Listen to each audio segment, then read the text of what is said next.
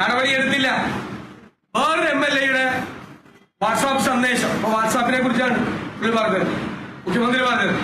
വേറൊരു MLA-യുടെ, സീനിയർ MLA-യുടെ, ഒരു മുൻ മന്ത്രിയുടെ വാട്സാപ്പ് സന്ദേശം 2-2.5 കൊല്ലമായി ഇങ്ങനെ കറങ്ങിക്കൊണ്ടിരിക്കുക. ഒരു നടപടി എടുത്തോ പാർട്ടി? ഒരു നടപടി പാർട്ടി ചോദിച്ചു? ഒരു വിശദീകരണം ചോദിച്ചു? ഒരു വിശദീകരണവും അദ്ദേഹം ചോദിച്ചില്ല. മുഖ്യമന്ത്രിയുടെ പ്രിൻസിപ്പൽ സെക്രട്ടറി ഈ അവതാരം എന്ന് അദ്ദേഹം വിശേഷിപ്പിച്ച ആളുമായി ബന്ധപ്പെട്ട് 100 ദിവസം ജയിലിൽ പോയി, പിന്നെ തിരിച്ചു വന്ന് പിന്നെയും ജയിലിൽ പോയി.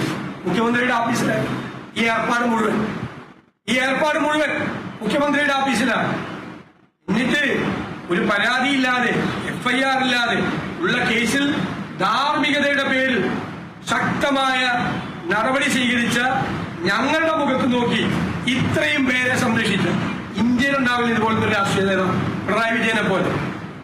ലൈംഗിക അപവാദ കേസുകളിൽ പെട്ട സഹപ്രവർത്തകരെയും നേതാക്കന്മാരെയും ഇതുപോലെ സംരക്ഷിച്ച ഒരു രാഷ്ട്രീയ നേതാവ് ഇന്ത്യയിലില്ല.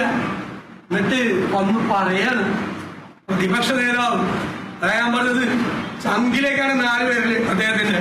എനിക്ക് നേരെ ഒരു വിരൽ ചൂണ്ടിയപ്പോ 4 പേരില് സ്വന്തം ചങ്കിലേക്കാണ്. ഇതിലേക്കൊന്നും മറുപടി പറ, എന്തുകൊണ്ടൊന്നും മറുപടി പറ. ചോദിക്കുന്നതിനൊന്നും മറുപടി പറയില്ലല്ലോ.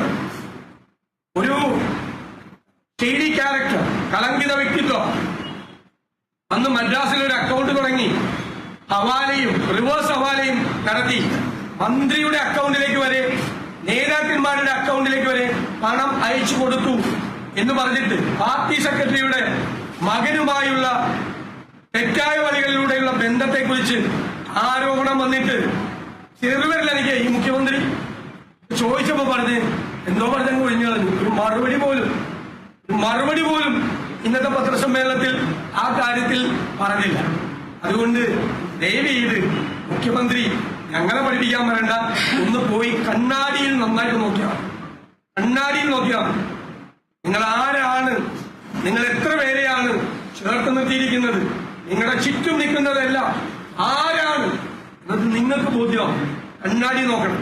കണ്ണാടി നോക്കാതിരിക്കുന്നതുകൊണ്ടാണ് ഇത് പറ്റുന്നത്, ബാക്കിയുള്ളവർക്കെതിരായിട്ട് ആക്ഷേപം ഉന്നയിക്കുന്നത്. അതുപോലെ ഈ ഗവൺമെന്റിന്റെ ചില തെറ്റായ കാര്യങ്ങൾ, ഇപ്പൊ ഞാൻ പറഞ്ഞു ഹവാല, റിവേഴ്സ് ഹവാല, ഇത്തരം കാര്യങ്ങൾ ശ്രദ്ധിക്കാതിരിക്കാൻ വേണ്ടിയിട്ടാണ് ഞങ്ങൾ നടപടിയെടുത്തിട്ടും വീണ്ടും സമരവുമായി CPM-കാർ ഇറങ്ങിയിരിക്കുന്നത്.